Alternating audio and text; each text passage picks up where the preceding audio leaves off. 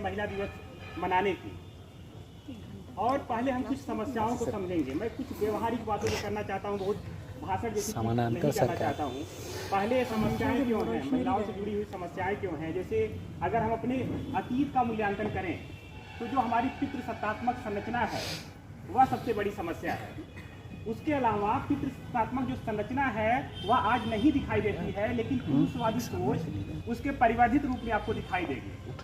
और अगर हमें महिलाओं की बराबरी की बात कर रहे हैं तो निश्चित रूप से हमें जो हमारी धार्मिक सांस्कृतिक मान्यताएं हैं उनका भी निष्पक्ष रूप से मूल्यांकन करना होगा। और हमें ये देखना होगा कि निजी और सार्वजनिक जीवन में हम महिलाओं को कितना अधिकार दे पा रहे हैं। अगर एक एक मुद्दों की बात हम करें, हम महिलाओं के कपड़ों पर प्रश्न उठाते हैं, बहुत सारे लोग महिलाओं के कपड़ों पर प्रश्न उठाते हैं, और उसमें आप देखेंगे कि सार्वजनिक जीवन में हमें नहीं लगता है, सार्वजनिक जीवन में लगता है कि महिलाओं को बराबरी मिल रही है, महिलाओं को बराबरी मिल गई है। जो सरकार की रिपोर्ट्स आती हो यही सब कहती हैं।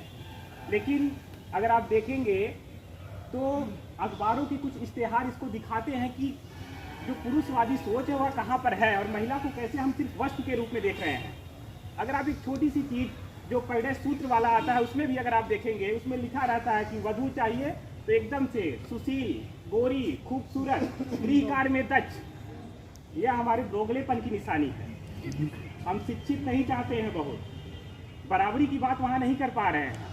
अगर आप महिलाओं की बराबरी की बात कर रहे हैं तो सार्वजनिक जीवन में और निजी जीवन में दोनों जगहों पर बराबरी देना होगा। और अगर मजाज लखनवी की बात करें तो कपड़ों की जब हम बात करते हैं, एक तरफ हम कहते हैं कि हम मॉडर्न हैं, हम विश्व गुरु हैं, लेकिन विश्व गुरु सिर्फ कहने से नहीं हो जाता है। अगर कोई लड़की खेल रही है तो निश्चित रूप से उसके परिधान दूसरे होंगे। और अगर रेप के लिए कोई कपड़े को उत्तरदायी ठहराता है तो वह कपड़ा नहीं है, वह आपकी मानसिकता है। लड़कियां तो किसी के लुंगी पर, किसी के हाफ पैंट पर प्रश्न नहीं उठाती हैं, आप क्यों उठा रहे हैं? तो मजाज लखनवी ने कहा कि तेरे माथे पे आंचल बहुत खूब है, लेकिन तू इस आंचल से एक परचम बना लेती तो अच्छा था। और कभी कभी जब महिला अधिकारों की बात होती है तो कुछ लोग जो नारीवादी सोच है उसकी आलोचना करते हुए कहते हैं कि महिलाएं स्वतंत्र नहीं स्वच्छंद हो रही हैं और भारतीय अस्मिता नष्ट हो रही है, भारतीय संस्कृति का पराभव हो रहा है, भारतीय संस्कृति की दुहाई देते हैं। तो हमें देखना होगा, हमें अपने आदर्शों का, हमें अपने सांस्कृतिक मूल्यों का, धार्मिक मान्यताओं का मूल्यांकन करना होगा। अगर हम अपने अतीत में ही देखें तो किसी भी, और यहाँ तक कि हमें अपने देवताओं का भी मूल्यांकन करना होगा जिन्हें हम देवता मान रहे हैं। हमें देखना होगा कि कोई द्रौपदी है, उसे कई लोगों की पत्नी क्यों बनना पड़ रहा है। कोई सीता है, उसे क्यों परीक्षण करवाना पड़ रहा है कि उसे किडनैप दूसरा कोई कर रहा है और उसका पति उस तरीके से उसका मूल्यांकन कर रहा है। यहाँ तक कि अहिल्या की भी बात होती है, अपराध इंद्र करते हैं और पत्थर अहिल्या को बनना पड़ता है। और अहिल्या बाण जो होती है राम के पैर का, कि वह पत्थर से कैसे परिवर्तित होकर स्त्री बनेगी। तो हम बहुत आदर्शात्मक बातें न करके हमें मूल्यांकन करना होगा, प्रत्येक स्तर पर मूल्यांकन करना होगा। तब हम देखेंगे जो हमारी खामियां और उसको दुरुस्त करना होगा। और अगर हम समाधान की बात करें तो अभी किसी छात्रा ने कहा कि यत्र नारस्तु पूजते रमन्ते तत्र देवता। मेरी मान्यता इससे थोड़ी उलट है। हमें देखना होगा, हमें पूजा करने की जरूरत नहीं है। जिस देश में शिक्षा की देवी सरस्वती को माना जा रहा है, उस देश में महिलाओं की स्थिति इतनी खराब क्यों है शिक्षा के मसले पर? हमें पूजने की जरूरत नहीं है, हमें पढ़ाने की जरूरत है, हमें अधिकार देने की जरूरत है, हमें कानून बनाने की जरूरत है। और आप देखेंगे व्यवहारिक समाधान की जरूरत है।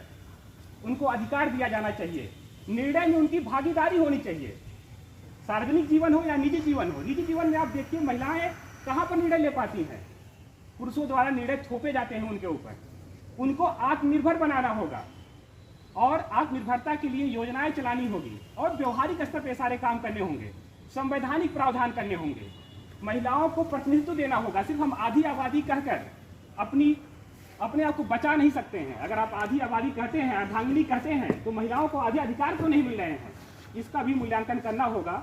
और मैं बहुत ज़्यादा निराशावादी नहीं कहूँगा, लेकिन ये कहूँगा कि इन सारी जो हम मनाते हैं, अंतर्राष्ट्रीय महिला दिवस मना रहे हैं या कोई भी आयोजन होता है, यह सारे आयोजन सिर्फ उत्सव धर्मिता में तब्दील नहीं होने चाहिए, बल्कि यह हमारे मूल्यांकन का दौर होता है, यह हमारे मूल्यांकन का दिन होता है, मूल्यांकन का वक्त होता है। हमें मूल्यांकन करना चाहिए कि हम अभी तक वहाँ पर क्यों नहीं पहुँच पाए जिनकी सिर्फ हम किताबों में लिखते हैं, जिनकी सिर्फ बातें करते हैं।